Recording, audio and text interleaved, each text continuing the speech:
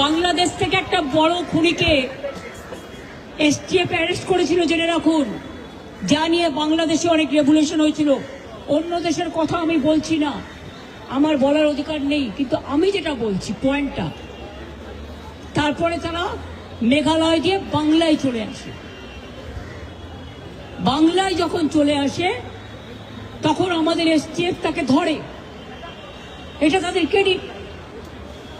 তারপরে home minister নিজে আমাকে ফোন করে বলছেন, এতদিন তো কই আমি বলিনি, মুখ করিনি, আজকে অত্যাচারের শেষ সীমায় গেছেন বলে।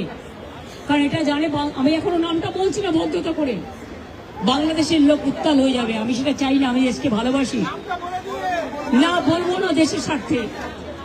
কি বললেন? आप थोड़ा आपको बंगाल पुलिस को बोल दो ये बात बाहर में नहीं कहने के लिए, ये देश के लिए है।